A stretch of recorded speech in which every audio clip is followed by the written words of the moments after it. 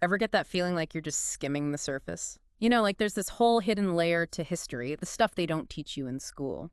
Well, buckle up, because today we are going deep. We're diving headfirst into the world of secrets. Secrets that shaped not just a war, but the world we live in now. Yeah, we're talking about the kind of stuff that was so hush-hush, so top secret, it barely even whispered in the history books. We're talking about President Franklin Delano Roosevelt, FDR, and the secret military projects he spearheaded during World War II. That's right. Forget the fireside chats and the New Deal. Today, we're unearthing the clandestine operations, the groundbreaking tech, the stuff that was so far ahead of its time, it's hard to believe it even existed. And get this, we've got a whole trove of historical accounts to guide us. First-hand accounts, declassified documents, the whole shebang. We're talking about peeling back the curtain and revealing the true impact of these projects. Not just on the war, but on the world as we know it. So strap in, this is going to be a wild ride. It certainly is. All right, so let's dive right in. And we're better to start than with the project that basically redefined the word powerful, the Manhattan Project. Ah, the Manhattan Project. The one that boosted the atomic age. But it's more than just a bomb, right? It's a story of fear. The fear that Nazi Germany was going to get there first. Right. It all started with that letter Einstein and Szilard sent to FDR in 1939, warning him about the sheer destructive power of this new technology, the atom bomb. And FDR, he didn't take it lightly. He knew the stakes were astronomical. And so he basically gave the green light to this massive, super secret undertaking. And I mean massive. We're talking over 130,000 people, a network of secret labs and facilities, all working towards a single goal, building the bomb before the Nazis. And the price tag, $2 billion back then, which, adjusted for inflation, is like, what, $23 billion today? That's insane. It is. It shows you just how seriously they took this threat. And to pull it off, they needed the best minds in the world, which is how you end up with this incredible team of scientists and military leaders. Guys like Robert Oppenheimer, the theoretical physicist, Enrico Fermi, the Nobel Prize winner who created the first self-sustaining nuclear chain reaction. Talk about a brain trust. Yeah. And then you've got General Leslie Groves, the military mind behind it all. Yeah. Keeping everything organized under wraps and on schedule.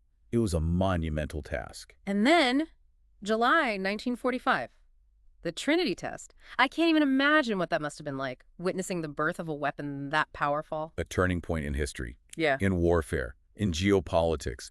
It was a moment that changed everything. Okay, so from the atomic age, let's shift gears to a weapon that's less about brute force and more about cunning.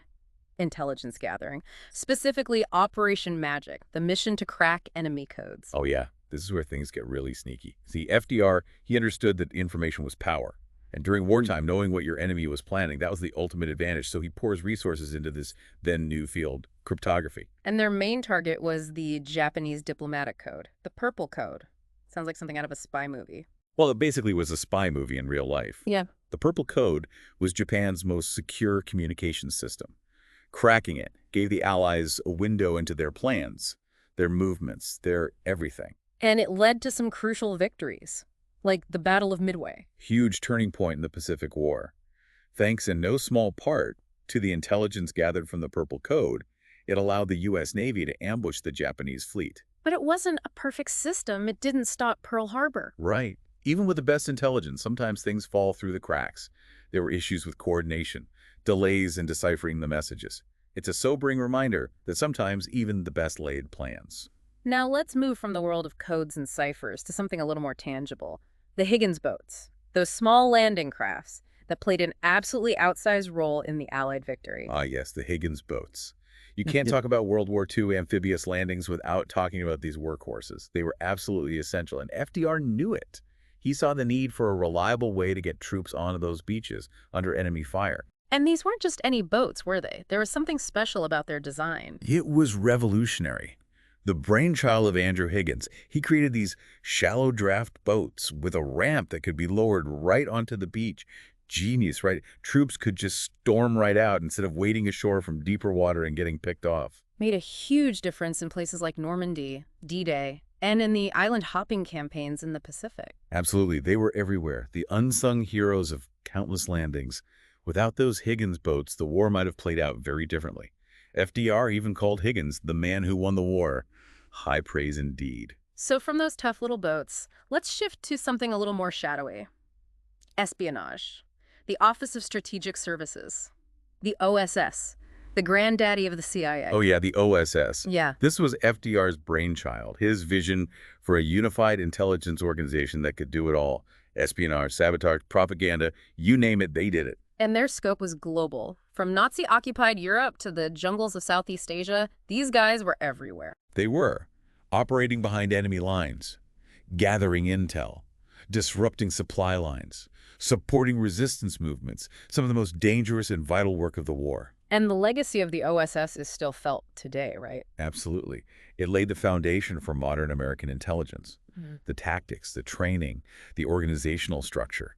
It all started with the OSS. Okay, so from spies and saboteurs, let's talk about a technology that might not seem as glamorous, but was just as crucial to winning the war. Radar. Yeah, radar. It might not have the same intrigue as a secret agent, but it was absolutely essential, especially in the air and at sea. FDR knew that if they could detect enemy aircraft and ships before they were seen, it would be a game changer. And he was right. It revolutionized warfare. He invested heavily in its development, even working closely with the British on this. Remember the Tizard mission? Yeah. 1940, the British shared their radar secrets with the Americans, a huge boost to the Allied effort. It really highlighted the importance of collaboration. And the impact was felt everywhere. From the Battle of Britain, where radar gave the RAF a fighting chance against the Luftwaffe, to the Battle of the Atlantic, where it helped Allied ships hunt down German U-boats. Radar was a silent hero, saving countless lives and turning the tide in crucial battles. Now let's talk about a project that was less about technology and more about fighting for equality right here at home, the Tuskegee Airmen. African-American pilots who proved their mettle despite facing discrimination every step of the way. It's a truly inspiring story. At a time when racial segregation was still the norm, the Roosevelt administration took a chance on these brave men. It was a test. Could African Americans perform as well as their white counterparts in the demanding world of air combat? And man, did they ever prove themselves. They flew escort missions for bombers, protecting them from enemy fighters, and they did it with incredible skill and courage. The Red Tails, as they were known, earned a reputation for their excellence. Their combat record speaks for itself. They shot down enemy planes, they protected their bombers, and they did it all while facing prejudice and discrimination. Their story is a testament to their determination, their skill, and their patriotism. And it played a vital role in paving the way for the civil rights movement. All right, from the skies, let's come back down to earth. But with a twist. We're talking about a military unit that fought with deception, illusion, trickery. The Ghost Army. Oh yeah, this is where things get really interesting. The Ghost Army was like something out of a movie. Their weapons were inflatable tanks, fake radio transmissions, sound effects that mimicked entire armies. They were masters of illusion. Artists, actors, sound engineers, their job was to fool the Germans, to make them think there were troops where there were none, to misdirect them, to sow confusion. And they were remarkably successful. They created phantom divisions, staged fake attacks, and generally kept the Germans guessing. It was psychological warfare at its finest. And their biggest moment came during D-Day. They played a vital role in the deception plan that helped make the Normandy landings a success. By tricking the Germans into thinking the main attack was coming elsewhere, the Ghost Army saved countless lives and helped secure a crucial Allied victory.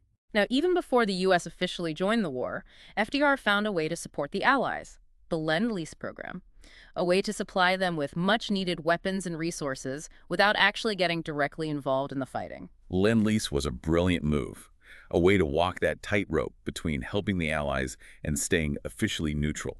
It was a lifeline for countries like Britain and the Soviet Union. They were facing the full might of the Nazi war machine, and Lend-Lease gave them the supplies they desperately needed to hold on. And we're not talking small potatoes here. It was a massive program, over $50 billion worth of stuff. Tanks, planes, ships, food, you name it. It was a game changer. It was. And it kept the Allies in the fight. It allowed them to resist the Nazi onslaught until the U.S. was finally ready to join the war. Now let's talk about one of the most ambitious and frankly outlandish projects of the war.